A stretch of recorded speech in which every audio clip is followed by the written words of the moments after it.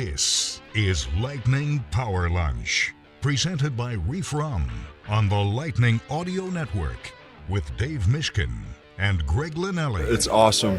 Hetty's our captain. He's our guy. And with him away from the dressing room, his presence is missed. Obviously a really, really good player and has been a big piece of this team, in past years and this year. So to have him, just on the ice with us in the dressing room, being the great human he is, and obviously the great hockey player, it's helped a lot with the morale and everything. There's plenty of experience that comes with Matt coming back in the lineup, and he's a calming presence in the locker room for sure, and calming presence on the ice as well. I think it's going to be really, really huge for our team to have him back in the lineup. Mac is back. Mac is back. Yes. What do you make of it, partner? Mac is back. Well, look, this is an important step. We've had a lot of questions, Greg, going back during this excellent stretch the Lightning are in, that they've been in this stretch without several of their regulars, including Hedman and McDonagh. Hedman will not return tonight, but it looks like McDonagh will. And the questions from the fan base, they've revolved around, what is this going to mean? Who's coming out of the lineup? How will the veteran players integrate back in so the Lightning don't lose a step? And that moment is now here in that one of these players is coming back.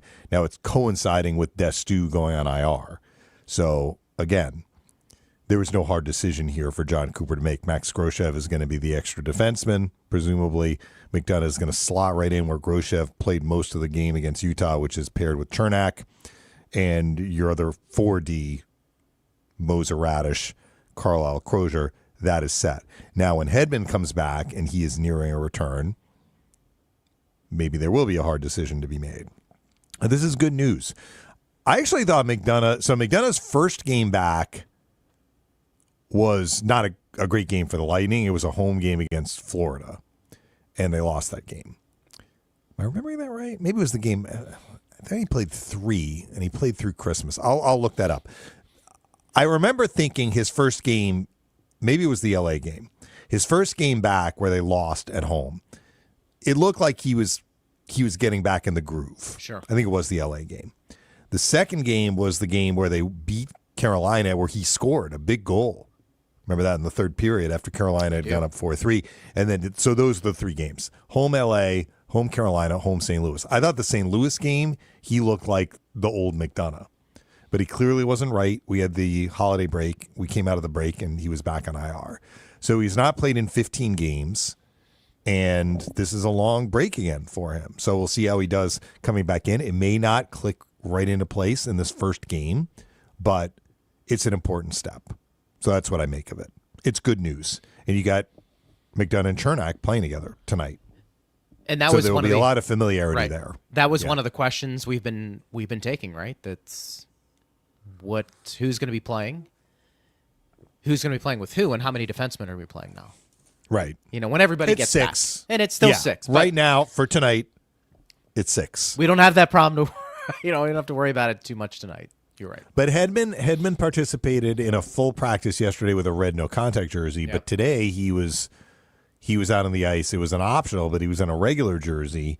And I think there's a chance he may be able to play on Sunday in the outdoor game. If it's not Sunday, I think there's no question he's going to play in the Olympics.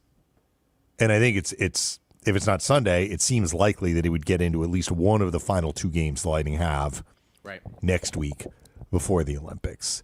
I mean, he kind of quipped with the media today. He's like, I haven't played in an Olympics. Somebody who's left off the Swedish team in 2014, which in retrospect I do remember that. A little weird. Like his profile was rising then. He wasn't quite the Hedman that he would be in 2018 when the NHL players didn't go, or in 2022 when they were supposed to go and then didn't. But he hasn't played for his country in an Olympics. Yeah. And he's like, this is going to be my first, and it's probably going to be my last. Because, if I'm playing for Sweden when I'm 40, Sweden has a problem, right? He said that today. So, sure. He understands that this is really a once-in-a-lifetime opportunity for him to be able to represent his country at the Olympics. He's represented his country in other tournaments, obviously, including Four Nations.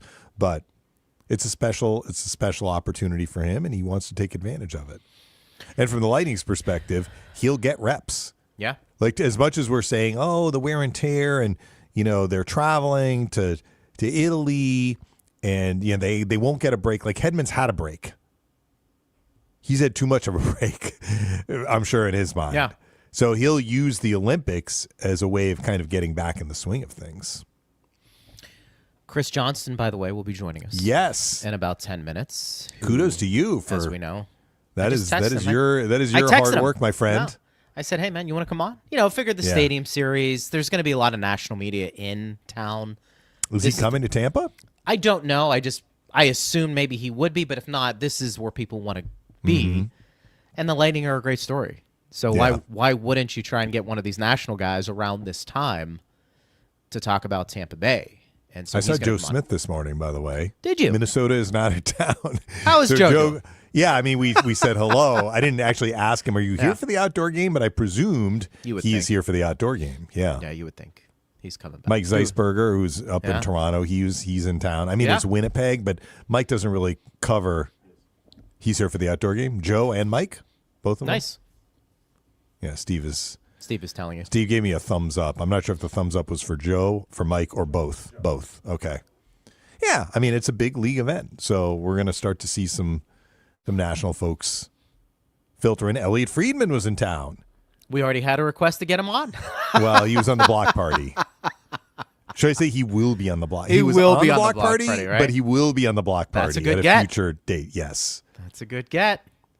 I haven't seen Elliot, but I don't think he was here for the Monday game. He'll probably be at the game tonight. No, he left? He came in to do block party and then he left? What a man. And other stuff. He's like a celebrity. He's not even here to cover the game. He's just coming in to in the hockey circles, spread his fairy dust and sprinkle provide it in. Sprinkle it in. We're bringing in Elliot Friedman 4 or 5 days before the stadium series so he can do media, and then he's leaving. Yeah. He's going to Italy. Okay. He has to get ready. Look, the stadium series is right before many people are leaving for Italy. And we can ask, Chris has been on top of this, the whole rink situation over in Italy. Sounds like they dodged a huge bullet there. The rink is going to be ready. The rink, I think, has been in use. Does anybody have confidence in it? The rink is the appropriate dimensions.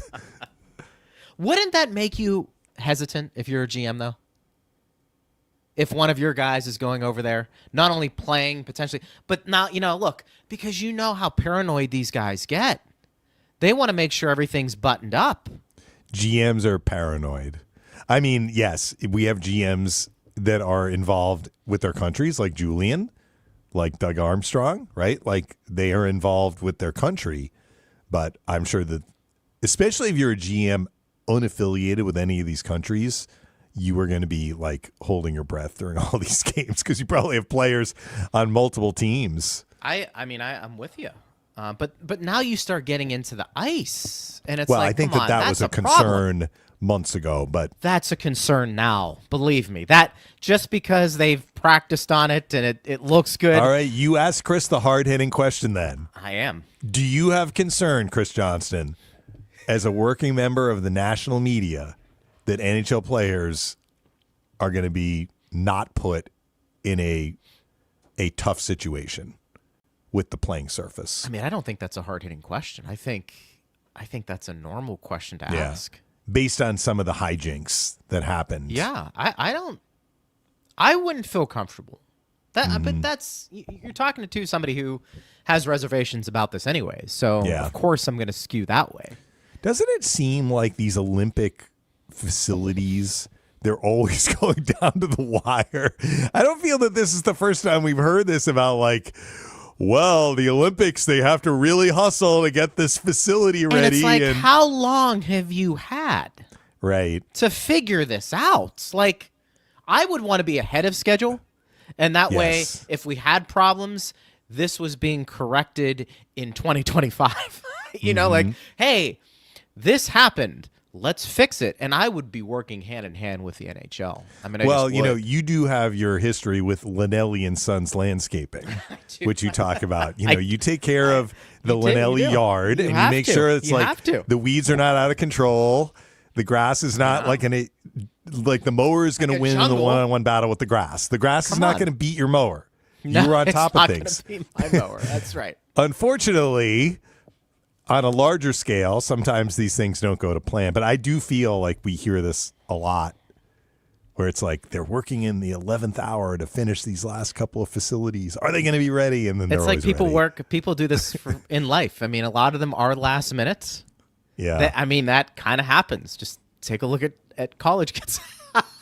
I got this prime. And sometimes, there are things that are out of your control, like the weather. I mean, we are getting ready for the Winter Olympics. So, I mean, I don't know if there's some weather issues, not just in Italy, but, anywhere. Here's a better question for you. Yeah. This is we're burning all of our questions here before Chris joins us.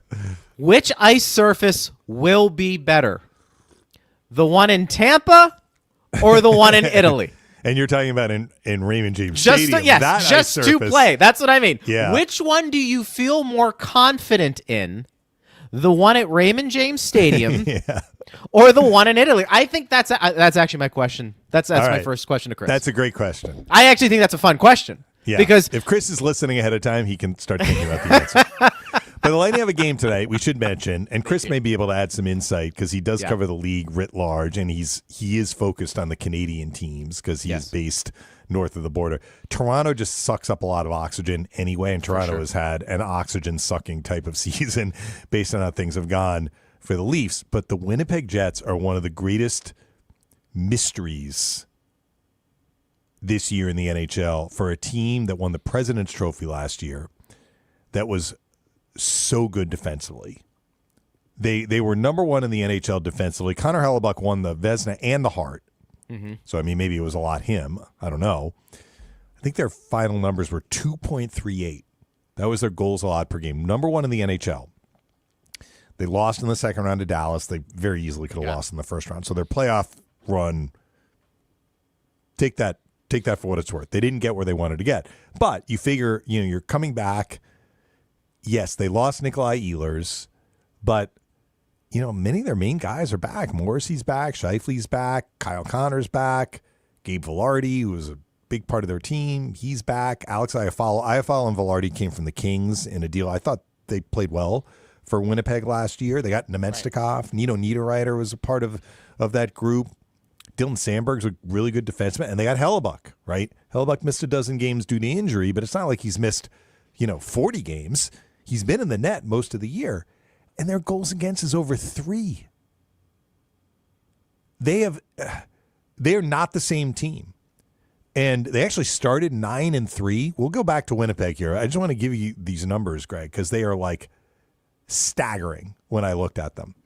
So they started well. They started 9-3. Like, okay, we're picking up right where we left off last year.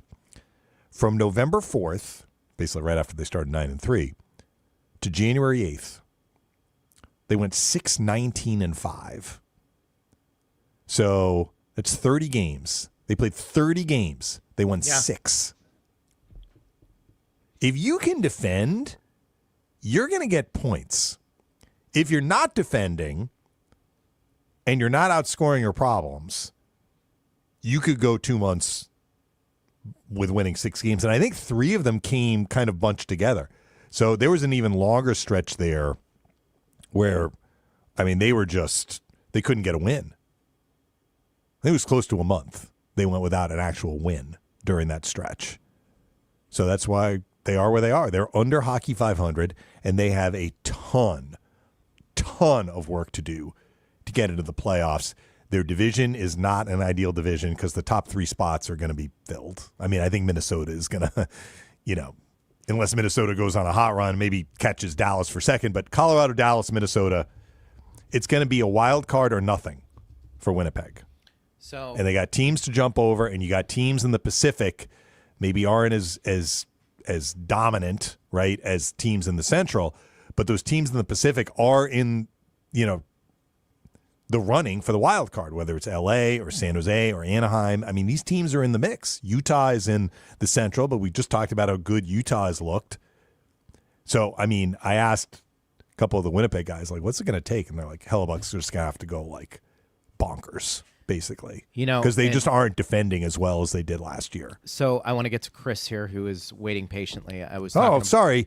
Chris, I should have just let you talk about Winnipeg. He's coming in, but Brian Engblom, of course, and there's Chris Johnston, our good friend from The Athletic and everywhere, one of the best hockey writers we have in the game. Brian Engblom mentioned he was talking to some of the Utah personnel, and he was saying that they were telling him that Winnipeg is just slow. That's one of the big issues with them. They are just a slow team, and maybe that speaks, Mish, to what you're talking about, Chris. Then how did they finish first defensively last year? I mean, Nikolai Ehlers is he could fly, but he's one player. And maybe anyway, that was we should ask the guy who's. Let's ask the expert. Yeah, we'll get to Olympics and outdoor game. Explain Winnipeg to us, Chris. What the heck has gone on there this year? Well, I think the idea is that they are older and slower. I mean, if you look around the fringes of the team, it's not just losing Ehlers. It's like they signed Gustav Nyquist, and that hasn't worked out at all. He's got 0 goals actually through 32 games. They got Jonathan Taves. They just all of a sudden the bottom fell out. You're right. I think that's probably it's inadequate to say that's all of the excuse or all of what's explanation of how you win a President's Trophy one year and now you're very close to veering into cellar territory this far out from the trade deadline. But I do know the internal view is all of a sudden they just got a little too older, a little too slower, and the game is passed some of their guys by. They're a one-line team. I think if you look at their top line actually stacks up pretty well against a lot of top lines around the league, but they have not got enough offense down their lineup to have anywhere near the success they had last season. Chris, I think we all knew Tampa Bay, as long as they have their core together, they're always going to be competitive. But are you surprised at how well they have dealt with the adversity this year with the injuries and the depth that it looks like they have found to really be one of the best teams in the league this year? I would go so far as saying only the smallest handful of teams could weather those kind of injuries and somehow thrive, not just survive. And obviously Tampa's earned that level of respect, I think, around the league. They've just been a top-tier franchise for so long, been among the most competitive teams year after year after year.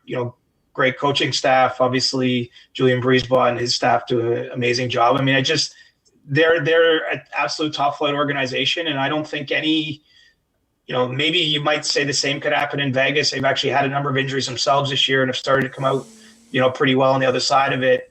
I think the Floridas are in that conversation where I know as we're recording this, they're not currently a playoff team, but even where they are, I still think a lot of people expect them to get there. I mean, it's been amazing. And I would have to ask you guys how they've done it, because there's nothing that's obvious to me from the outside in terms of how when you're missing Hedman so long and Lilleberg and just the blue line in particular has been a disaster zone. And then obviously with Point now even being out the last couple of weeks, but that again, they're not just surviving. They've ripped to the top of the division here in the last month or 6 weeks.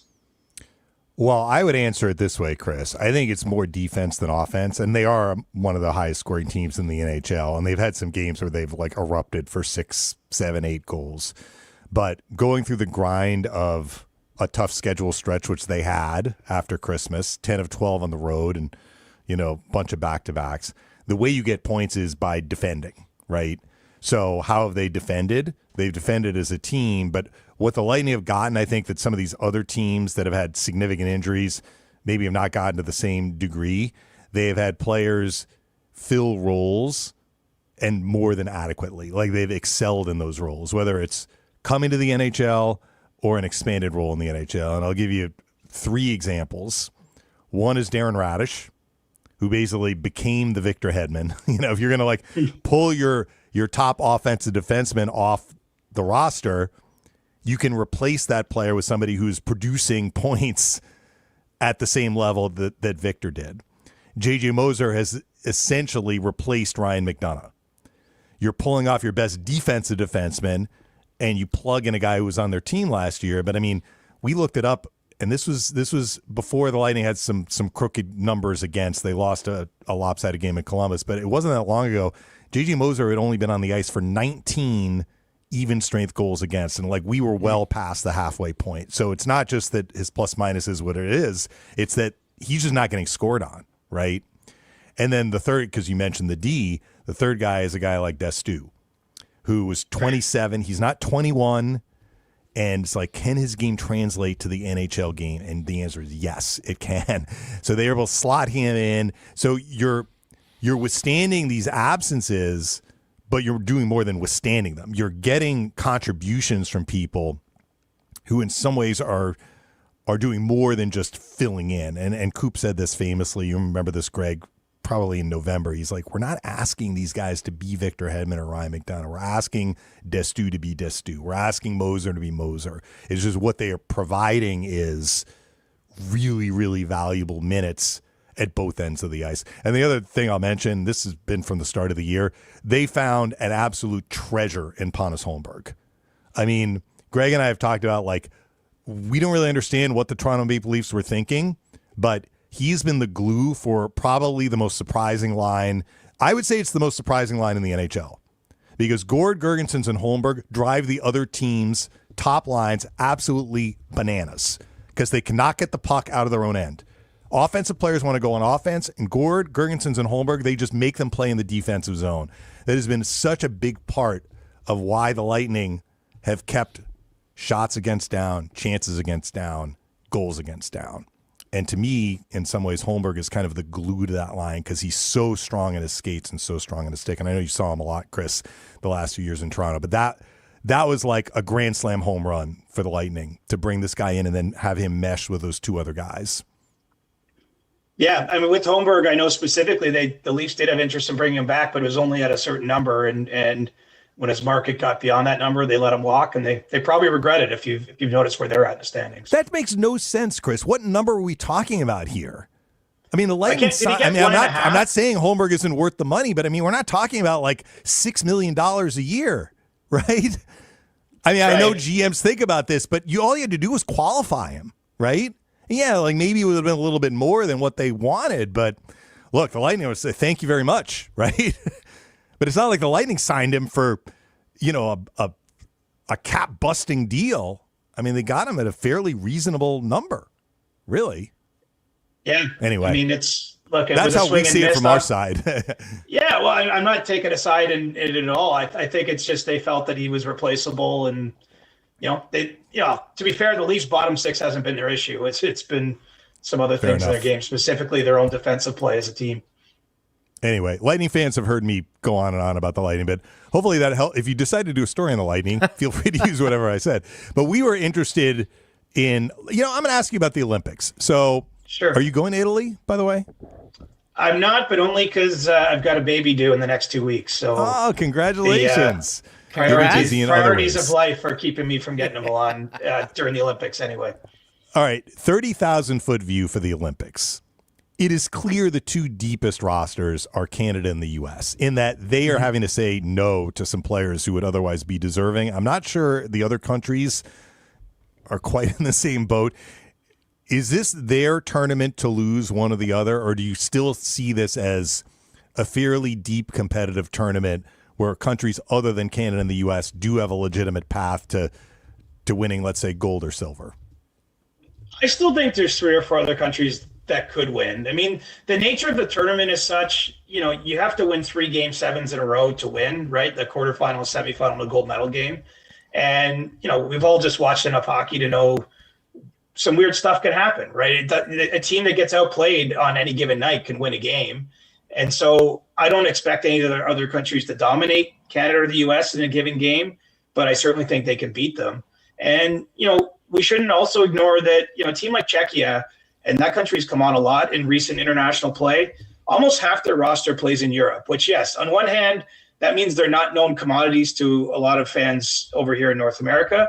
But the other side of it is that they play a lot together. They won a gold medal at the Men's Worlds 2 years ago in Prague on home ice, and they're going to have no body clock adjustment when they get to Milan. I mean, they're going to be traveling within Europe. And the first game of the tournament, they play Canada. Like I could totally see them winning that game. And so a team like that, Finland is always a tough country when you get into these tournaments to be beaten and can win low-scoring games. Even Switzerland, which probably won't be on anyone's radar. I mean, if you tell me they have an upset or two in them, like they've been to a couple finals at the recent Men's Worlds as well. So yes, by no means is your premise wrong. Canada or the U.S. should win gold in this tournament, in my view. But I think that there is a path for someone to go on a run to maybe knock off one of those countries in a semifinal and then win the final. I mean, there's still a few countries that can win it, but it's probably most likely the gold medals coming back to North America. Chris, I wanted to ask you about going back to the Lightning with the season they had and are having right now. We know Julian has taken some big swings at the trade deadline. On the surface, it would appear that the Lightning don't have many holes to address, but as you know, that hasn't prevented Julian from doing something pretty significant. What are you hearing on that front, and do you feel like that is something that Julian will do? And if he does do it, where would you go? I could see him. I mean, the fact that you're talking about sort of an identity line that's already emerged. Like typically, that's where I would think that they'd be looking to add as another forward. And we've seen that over multiple trade deadlines with the Lightning. This might be the year they don't go crazy in that regard. And I also don't know that would be a mistake. I mean, it's fun to win trade deadline in some ways. It's fun to make a big move. I think it energizes the fan base, the locker room. It gets the media talking. But oftentimes the teams that take big swings at the deadline don't end up getting a lot back and give up a lot of assets for doing so. And so I would say if I'm handicapping it, and I don't know where everyone's going to end up health-wise, maybe they add some depth on the blue line. I think that would make some sense. But I don't have them right now as a team that I expect to, and I know this clip is going to haunt me because Julian has a way of kind of emerging from the shadows and making Sure. a big move from time to time. But this year, I have to say, I don't have them connected to any of the top players that are out there. I don't see them making that kind of move. And part of it is just the team's been so good.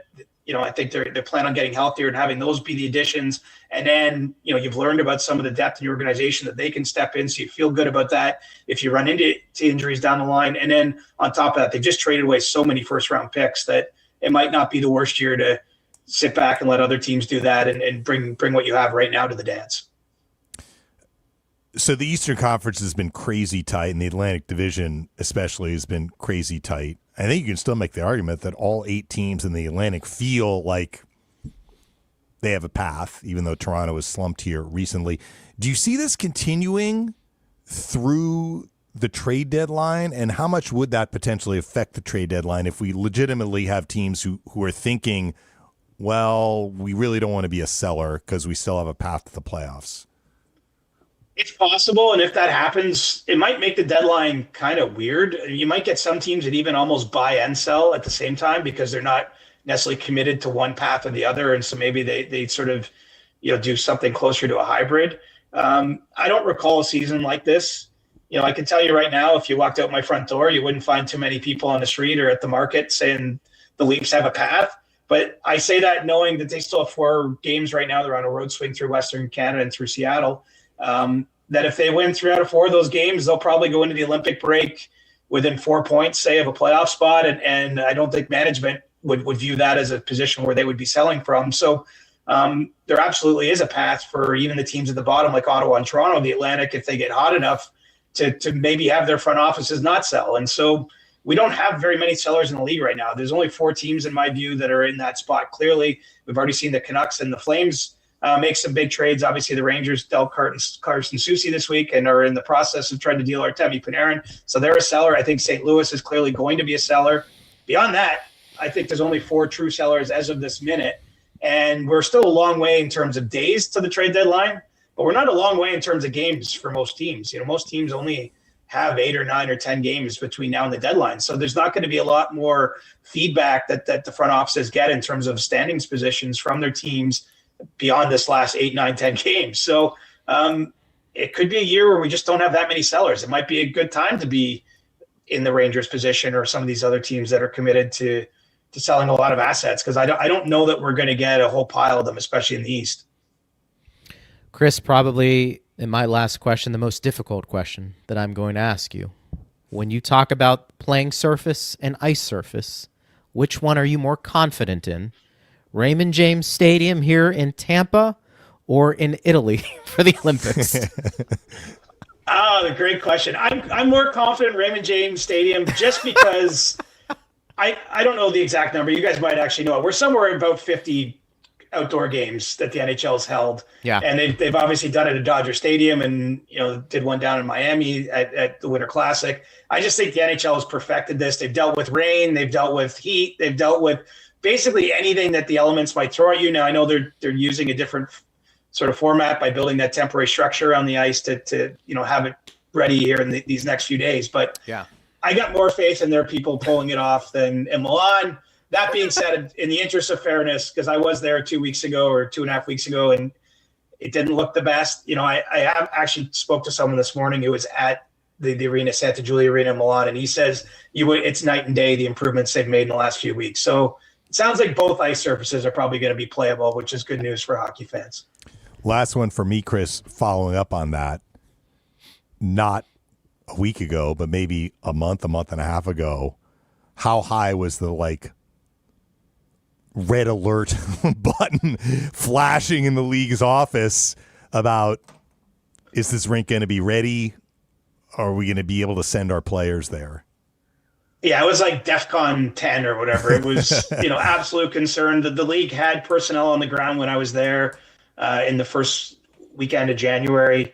So did the NHL Players Association. At that point, 11 of the 14 dressing rooms hadn't even been started to be built, let alone being finished. They've made huge work with some of those behind the scenes things. At that point, though, the boards were in place. There was ice. They played some test games with Italian professional teams. So I was reasonably confident that the surface itself, that they would have an arena to play the games, which, really, most of people are going to experience the Olympics through their TV sets or their smartphones or what have you. They're not going to actually be over in Italy watching the games. I still think the experience in arena might be a little bare bones, we'll call it, especially if you're used to some of the nicer rinks around the NHL circuit in terms of what you can expect with lounges and bars and concession stands and all those types of things. But they've raced this thing across the line. I know the players were willing to basically play anywhere to have this tournament. It's going to be a great spectacle, and I'll be enjoying it with my newborn baby here in the next few weeks. That's awesome. Well, Chris, best of luck, and congratulations again. That is awesome. Congratulations. Growing that family, man. That's the best part about it. Yeah, we appreciate. Yeah, you should be. And we congrats appreciate on you. 2,000 games, Mish. I can't believe you're even of an age where you could call that many. But I love the little video that went out the other day. Thank you, Chris. I appreciate it. All right, sir. Thank you, Chris. We'll talk to you soon. See you guys. All right, there he goes. Chris Johnston. Good dude.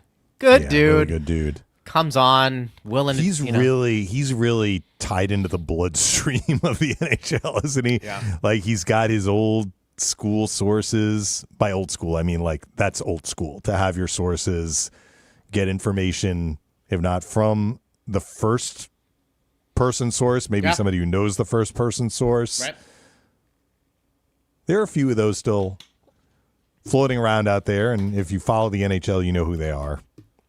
If it's coming from them, it's got teeth to it. Yeah, for sure. I mean, we always say that about Chris and Elliot, especially. Bob McKenzie was like that. Yep. For sure. And I think it's always valuable to have those guys in, particularly around the trade deadline, getting close to it in case there's some nuggets.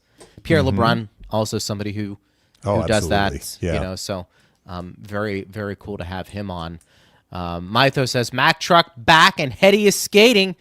I hope the boys still keep their flow. Might take a couple of games to integrate, but we have looked so strong defensively all month. Really hoping we keep it up. I think everybody agrees. Yeah, of course. With that. Michelle says, I heard on SiriusXM today that Point was on the ice. Is that correct? I did not see Braden Point on the ice, Michelle. Sources. Michelle, it was an optional. I saw Hedman on the ice. Yeah. I did not see Point. Pierre LeBrun had something on Hetty today, or somebody had in the Athletic about Hedman coming back and, getting ready for the Olympics. And It was about Landeskog as well, and how he's really trying to work his way back from Colorado, but trying to make a statement that he's going to be ready, for the Olympics. Alan says, very excited about McDonagh returning. It will solidify an already rock-solid defense. And how about the possibility of actually snow for the Stadium Series game? We're going to get into that tomorrow. Yes, correct? Dennis Phillips will be joining us. Yes. The last time Tampa had snow, I don't even know when that was. It was not when I was here. 77. I was alive. But I was -3. I do remember a big snowstorm in 77. I was living in New York City at the time as a little kid, and I remember the snow like packed up on the sidewalks, taller than me. Yeah. But it's incredible. I don't know if that was the same storm. Dennis can fill us in on all of that. So here's the thing I will say about the outdoor game, not for McDonagh, who's getting in a game tonight, but I did like a Q&A for some sponsors this morning with Brian Engblom and Dave Randorf. Julie Stewart-Binks hosted. And so she was asking questions of the three of us. And the question went to Brian about like the challenges or the kind of the excitement of playing in an outdoor game. And what Brian talked about was like, it is a completely different environment for these players. Now, many of them have played in an outdoor game before, but it is still really, really different. Like, I mean, yes, it'll be nighttime, right? Because I think we're dropping the puck. The sun will have set, so it's going to be dark. You're going to have stadium lights on, as opposed to the game in Nashville that was played, during the day, late afternoon. I think it was in Nashville, with natural light. But it's an open air stadium, right? The sight lines are going to be different. What you see in your periphery is going to be different. Pucks going in the air, it's going to be different. There's no ceiling. When you look up to try and find a puck, there's no ceiling there. You have to try and find the puck. So I wonder if that's even more challenging. If that's your first game back, really, I'm talking about Hedman here. That's your first game back after missing all of this time, and how much even more of a challenge that would be. Who knows? But that's kind of what Brian is thinking about. Like, it's not just playing the game, it's the environment in which you're playing the game. Not talking about like cold or hot, but just sight lines, sure, peripheral vision, what's going on around you, all that. Yeah, it's all valid. There's no doubt about that. Thomas says, how many minutes do you think Mac gets tonight? Who is he paired with? He'll be paired with Chernak, and I'm actually going to look up how many minutes he got in his first game back the last time, which was that LA game. So his minutes in those three games, 17:49 in game 1, 19:34 in game 2, and then the St. Louis game, where the Lightning led every step of the way, 2016, 2016. So his minutes went up with each game. Now they were down in the LA game. I don't know if that affected his ice time at all. Yeah. But you could see that they worked his minutes up. Yeah. And then we hit the break, and then, he went back on the injured list. So, to answer that question, would I be surprised if he's in that 17-minute range again tonight? No, I would not be surprised. I think it'll be interesting because Chris is right. The top line for Winnipeg is their top line.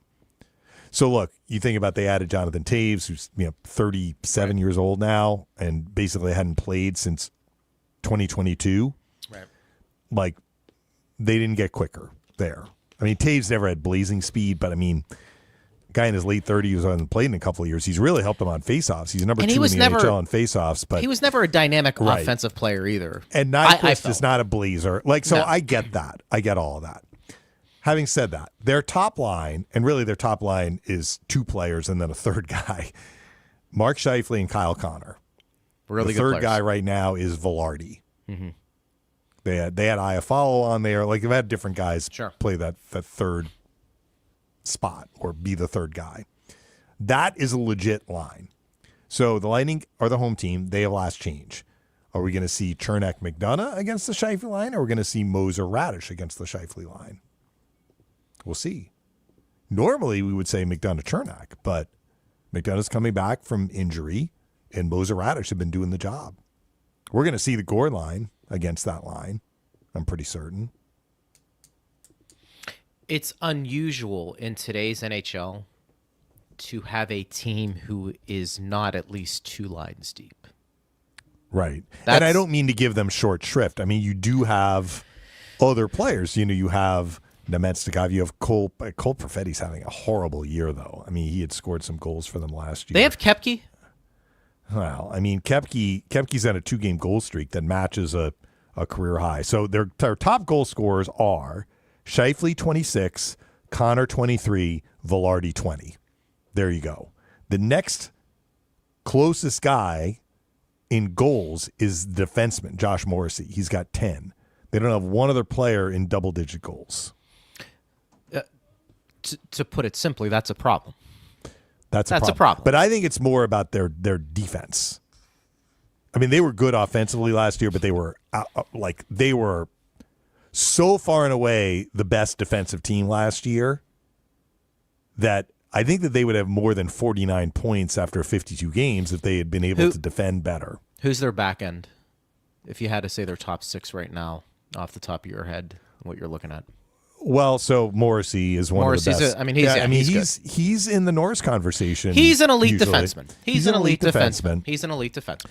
And I think that they're very, very high. I don't know. I think they're very high. They are very, very high in Dylan Sandberg, who's more of a defensive defenseman. Sure. But, I mean, he's only got 8 assists this year. He's -1. He's also missed some time. He's only played 36 games. So, I mean, I'm guessing here they're 60. You got Dylan DeMello, solid defenseman. Shen is now back in the lineup because they've had some injuries on defense. I think he's there. You got Morrissey. You got Dylan Sandberg. You got Logan Stanley, who's played nearly every game this year, although he's been a guy who's kind of been a 6-7 at points.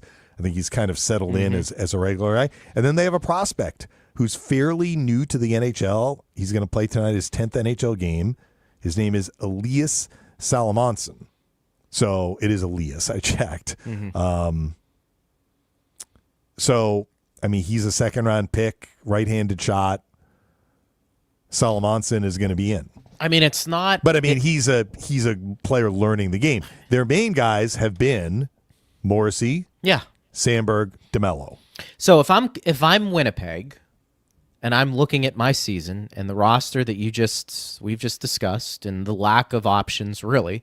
I'm looking to trade veterans. Luke Schen's name I know has popped up. I mean, you're not, even if you get into the playoffs, which would be very hard to do, you're not going to do anything. There's not enough depth. Not enough depth. You need some horses. And I mean, you're basically a one-line team. They are a one-line team right now. I mean, that's hard to win games. Even in today's NHL, the teams who are at the bottom of the standings, you probably can come up with 2 lines. That's not going to cut it today. So I think that's just kind of where we are. Anthony says Jets lost all of their fast players on cheap deals, and it changed their whole game. Maybe. So Who did they lose? Go back and now I want to go back and look at the roster last year, which I'm going to do, and see who was on their team last year. Other than Ehlers. So that's a big one. Who was on obviously. their team? Who is no longer on their team? So I'm going to go to their do they have Lowry? Did Lowry Lowry's leave? Still there. He's still there? All right, here are their top guys from last year's team, points. Kyle Connor, he's back. Elite he's player. A tremendous player. He's an elite 41 player. goals. Yeah, so he had 41 goals last year. So he's an elite player. He's going to eclipse 30. I don't think he's going to get to 41 unless he gets really hot. Right. Mark Scheifele. Ehlers was 3rd. Okay. Fair enough. You're pulling him off. Josh Morrissey. This is the order of scoring points. Sure. 4th, Morrissey. 5th, Velarde. 6th, Cole Perfetti. He's back. 6th, Neil Pionk is on the team. He's injured. Nemetsnikov, Niederreiter, Lowry, Iafallo. All these guys are back. And then at 71 games played, 22 points, you got Mason Appleton, who went to Detroit. Niederreiter is a sneaky good player. Yeah, but I mean, all this talk about how slow they are. Well, what are the players that Anthony's referring to that left? One quick player is off their team. Well, who else was playing last year that left? That's what I'm saying. From I just cheap went contracts. I went through half of their roster here, and I'm taking off 2 guys. I'm taking off Ehlers and Appleton. After that, you got Dylan Sandberg. He's back. DeMello is back. Morgan Barron is back. Colin Miller was on their team last year. He's not. Logan Stanley. Yeah. And then you're really into the kind of the depth guys. Interesting. I mean, Hellebuck had he won the Hart Trophy last year. Yeah, he had a great year. Incredible. I remember talking with the Winnipeg broadcasters. Paul Edmonds, I think, joined us maybe when the teams played in Tampa. The Lightning won the game in Tampa. They lost in Winnipeg last year. The Jets were on some crazy. Remember the Lightning had that stretch of 8 straight games of allowing 2 or less? I want to say the Jets were close to 30 consecutive games of allowing 2 or less. I mean, that is just that's incredible. Insanely good. That's insane. They've also been terrible in overtime, which has hurt them on the edges a little bit. They could have gotten more wins. They've lost 7 straight games in overtime of the shootout. But, I mean, look, we heard it from Chris. We heard it from Brian talking to the Utah people, right? And then this fan just wrote in that they are slower. So maybe it's not that they lost a bunch of fast guys. Maybe it's just that the guys that they have are a year older and a year slower. But I have a hard time believing if you're bringing back, and I'll just say basically the same team, that you would be that much worse defensively. Incredible. Maybe everything went right for them last year and everything is going wrong for them this year, and they're actually somewhere in between, right? Let's dip into the metrics. What are the metrics telling us? That's all. The metrics will probably tell us something, but ultimately it's about executing. Now, does this mean the Lightning are going to win tonight? No. I mean, I think if you're Winnipeg and you're like, we absolutely need to start pressing on the gas. We just had a win in New Jersey, which they did. Sure. We need to go on a run here before the Olympics. Like, they are going to bring... I would expect they're going to bring some urgency into the game tonight. And this can be a weird game because you have the big one coming up on Sunday. Yeah, and so I'm not going to put this in the Monday game category, though. I thought that Monday game was going to be, that was a very tough game. You want to say this is a little bit of a trap game? It shouldn't be a trap game for the Lightning. We're still more than 3 days away from the outdoor game. To me, anyway. If they lay an egg tonight, though, the Lightning will come on the show tomorrow and say, you know what? They laid an egg. Maybe they were looking ahead. Maybe Winnipeg just brought a higher compete because they have more urgency, because they absolutely need points. We'll see. That's why you play the games. That's why you play the game. Yes. Logan says. Famous quotes. That's right. Logan says, Greg, I liked how you compared Stamkos to Radish. Obviously, they're not the same, but their one-timers can fool the goalie even more with no screen. Stamkos with his accuracy, Radish with his speed. And it also was more of just, where is the threat coming from? The one-timer. Yeah. The ability, because they've tried Radish in the Stamkos spot, and it wasn't the same. But the one-timer from where Radish is shooting now can act like that. And I think what I also have learned, you do not move around Kucherov on the power play. Look, we can move him on the left side, the left wall. That's fine. Keep him where he's comfortable. And you take the really good with the small percentage of the bad in terms of trying to force some passes. But I think that's just, let's not reinvent the wheel. Mm-hmm. And that's kind of how I would look at it. Chris says, don't have the actual stat in front of me, but I believe the Jets' losses for that long losing streak were all by 1 goal. So they aren't getting dominated. I expect a tough game tonight. That is fair. I mean, they actually have a plus goal differential in, I think, the first and second periods. They have a bad goal differential in the third. That part is true. I remember looking at goal differential, and Winnipeg was near the bottom of the conference standings in the West, but their goal differential was minus, but it was better than some other teams that were ahead of them with a worse goal differential. But those count. Like, those do count. And those are very painful losses. When you're like 2-2 going into the third and you lose in regulation, we've talked about that on the Lightning side. Those are crucial, crucial losses.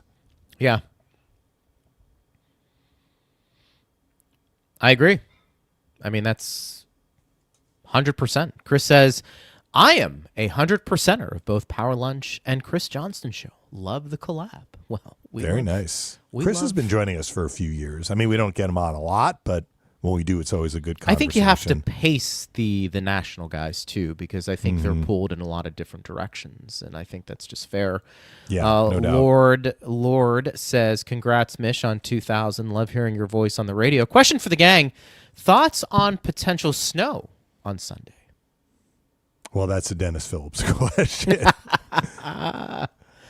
That would be fun, though. Would that be? I mean, look, it would be conditions. It wouldn't quite be Pittsburgh and Buffalo playing in Buffalo in that first one. With Hey, you want an Iron like City? a winter wonderland. Hey, Mish, we can have a pierogi and an Iron City cold one? Pittsburgh. It wasn't played in Pittsburgh. It was played, but that was where Crosby scored in the shootout and the snowflakes are coming down. We're not going to, I don't think even if we have snow, we're not going to have that scene, but that would be kind of cool. Else. Yeah, it would actually be kind of cool to be outside and to see some flurries. And I mean, that's a moment.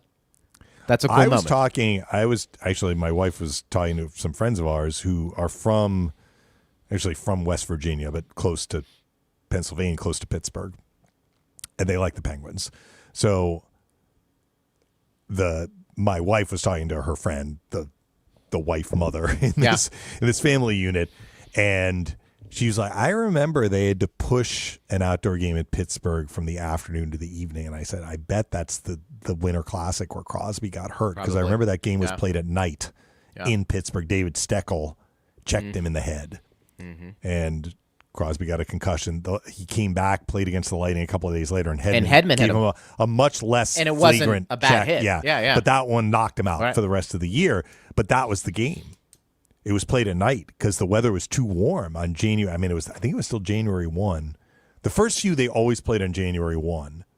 In fact, more than the first few. It's been recent they moved it away from January 1, but that would have been January 1, 2011, and it was too warm in Pittsburgh. They had to play it during the day, so they pushed it to the evening. I didn't know if you remembered that, but I do. Yeah, I do. That they pushed it. Yeah. Yeah. Good memory. That was at Heinz Field, right? It was. Yeah. Yeah. It was. That was a huge rivalry at the time, and it really extended Penguins Capitals. No doubt. Crosby, Ovechkin. I mean, that was like literally made for television, right? It was. Yeah. It was was a really good rivalry. Chris says no trades can be made during the Olympic break, right? Correct. That is correct. This question from Dave says New Jersey probably doesn't see themselves as sellers, but they should for the sake of their fan base. They need to rattle the dice in the tumbler, so to speak. So we didn't actually get to the Palat trade yesterday, and good for Palat. He had a goal in his first. It was a power play goal. He scored early in the game. He had an assist. Matthew Darsh knows what he's getting at Andre Palat. Palat, not in the room. Read enough here, and I've talked to our friends on the New Jersey Devils broadcast team to know. And in fact, Matt Laughlin talked about Palat, I think, when we had him on earlier this year. Yeah. You know, how much he brings, even though the points aren't always coming. So Pally is, 34 now? I think he turns 35 this year. And the Devils gave him a 5-year contract. And I think, from what I've heard, a lot of fans of the Devils, the team wasn't doing as well as they had hoped this year after they won 8 in a row to start, are zeroing in on what is his goal and point production, what is his contract. Okay? And they were not happy. They're like, this guy's overpaid. He's not worth the money. And that's the fans' right, the fans plural. Like, it's their right to say that. Like, if they believe it, they're fans. They can say what they want to say. I think that in the room, though, this had a ripple effect from what in not a good way. Like, Palat was very well respected in that room. And we know here how important that guy can be in a playoff game, in a playoff series, whether he's scoring or not. I think Matthew Darsh understands that, too. So, I mean, the Islanders have had some injuries this year. I think a lot of them, I mean, the notable ones I think have been on D more than at forward, although they lost Palmieri. He's a right winger. You know, Palat's a left winger. But Palat will be a good piece to fit in there. And the Islanders aren't too concerned about, I mean, he's got a year left on his contract. But they're loading up for the stretch run here. And they will be a better team in the playoffs with Andre Palat than without Andre Palat, even if it's not the same Palat that we saw a few years ago. It's a hard 34. He's played a lot of hard minutes. He has. You know, there's a lot of wear and tear on that body. But they're not asking him to play with their equivalent of Point and Kucherov. No, but it goes back to what we've talked about on this show. When you attack free agency, you always overpay. We've seen Barclay Goodrow. We've seen Andre Palat. Eventually, the key there is in the first couple of years, you sign that big contract and you're overpaying. If you're the team that's overpaying, you're trying to catch lightning in a bottle and win within the first couple of years of that long-term deal, because the back end of that contract ends up being bad. It just does. And it's not Palat's fault. It's not a Goodrow fault. It's not, name some of the guys who've signed big contracts who are older. You're not going to last long. Yanni Gourde is probably going to be another good example. He's playing really well right now. But Yanni Gourde signed, what was it, an 8-year contract? 6-year deal. 6-year deal. What's Yanni Gourde going to look like in 3 years? And so teams understand that, but don't be shocked when they move on and they don't get the results earlier in that deal, because then you've got to move on from it, because it does handicap your team just a little bit. Can I just say one thing? And this is probably not unpopular. People aren't going to care whether it's popular or unpopular. It's my opinion. Lightning broadcaster says a minority. I don't think a lot of fans look at it this way. I'm not sure that you look at it this way, because I've heard you talk about contracts and all of this. I think that sometimes I don't always draw a direct line between the dollar amount that a player is making and the production that player is providing in terms of something tangible, like goals, assists, points. The money is the money. You're building a team under a cap. Some players are going to get paid more. Some players are going to get paid less. That's just the way it goes. And GMs are trying to assign a number, dollar number, and term number that matches what they think they're going to get from the player. But sometimes they're off a little bit. Sure. Okay. So Ryan Callahan, for example. The Lightning re-upped Ryan Callahan after they traded for him. He was on an expiring contract, but he re-upped. And did they probably, quote-unquote, overpay? Yeah, because he had a lot of injury problems toward the end of that contract. He never finished the contract. He basically was traded to a team that could pay him the last year of his contract to take that off the books for the Lightning. But does that mean that Ryan Callahan wasn't valuable to the Lightning? If a fan is going to say, well, he wasn't worth 6 or what, I don't even remember what it was, 6.5. I feel Callahan was really worth 3 toward the end of that contract. Okay, so that's $3 million. Maybe you're getting production that's worth $3 million from another player who's being underpaid. So I tend not to really get caught up in the we're overpaying. Palat is making more than he's worth. That's really what they're saying. And I think that is a tricky argument to make sometimes, because it's not your money. It's the GM's decision to build his team. And maybe in order to get a Palat, you needed to, as you alluded to, throw a little bit more up front. But did that $5 million contract for Palat prevent the Devils from doing other things? That is probably the better question. You'd have to ask. And I have to believe the answer is no. The answer is no.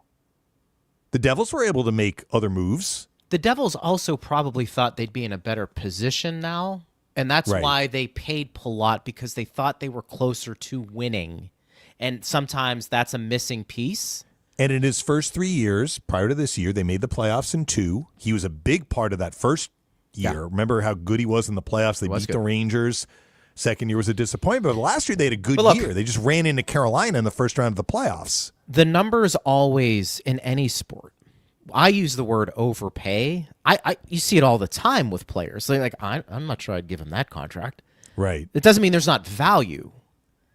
It's just, I think especially in a cap, you do have to be cognizant of the fact that, and look, when you're paying somebody in their 30s, giving them term and a decent amount per year, that's risky. And general managers will tell you that. So I don't blame the Devils for doing what they do. I can remember saying, that's an overpay. And when I say overpay, that's not going to look great towards the end. They're trying to win now, so maybe you have to look at that differently and say, we're trying to win now, $5 million for Palat, whatever the number was. For the first 2 years, fine. but understand, and they answered that question by trading him because they felt Right. like they couldn't keep it. But clearly the Islanders do not feel that this is not money well spent. The Islanders, maybe they feel like they're a piece or two. I don't know. Like, Yeah. would I have made that trade? Hard for me to say. I think Palat has value. To answer your question, it just depends on what the price is. And that's the $1 million question for a lot of these GMs when they start talking about free agency. And we're going to find out during the trade deadline. Yeah. You know, there's going to be some reaches. Some people think it's a reach. Other people won't. Who knows? But I guess just to put a bow on it, please I do. said this, but I'll repeat it. To me, a contract that is an anchor is a contract that prevents the team from doing other stuff that they would like to do but can't because they have one or two contracts where, you know, they are quote unquote overpaying.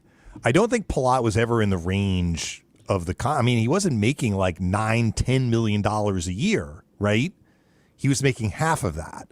So I think that, without knowing for certain what the Devils wanted to do, but that was not a contract that would have prohibited the Devils from doing other things that maybe they needed. Now, I'm going to use this as an example. I know we're running out of time here, but the Lightning needed to move Mikhail Sergachev to free up money to bring in Jake Gensel. Yep. That is completely different from the Palat situation, right? But it's very easy, and I understand it, for fans to be like, Andre Palat has however many goals this year. We're paying him $5 million a year. That's a waste of money. We're overpaying him. He's not worth the contract.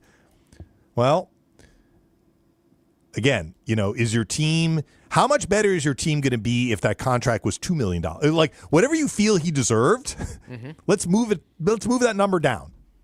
You think Palat deserved $2 million a year? Okay, let's reduce it by $3 million. What are you going to do with that extra $3 million? How is your team going to be better? That's my question. So maybe you can use that $3 million in a productive way, but usually it's kind of on the edges, right? I think it's just the number. The number of fans are like, that number is too high for what our team is getting from this player. So look, that's every fan's right to be able to express that opinion. I look at it a little bit differently. Those are my 2 cents on it. Anyway. Fair point. And I got to get a read in. Steve's going to yell at me. He wants Yeah, me to yeah, get them yeah. in Get before. that in. Hey, tonight enjoy some Refrom. Smooth, versatile, now pouring at Benchmark International Arena. Order a tropical wave or a lightning meal and taste why fans are switching. Refrom is a premium craft Florida local rum built on authenticity, quality, and easy drinkability. Ask for Refrom by name. Go Bolts! Enjoy responsibly. Partner, we have a game tonight. I will see you there. And then tomorrow we are going to be live, breaking this game down and looking ahead to the Stadium Series. And, of course, Dennis Phillips will be joining us. So we'll get a weather forward to update. it. What more do you need? Listen to Power Lunch tomorrow, especially. Steve Ersnick, thank you. Chris Johnston, thank you for coming on. Chris. We do appreciate that. And for everybody who listened, thank you, guys. I am Greg Linnelli. You've been listening to Power Lunch on Lightning Radio.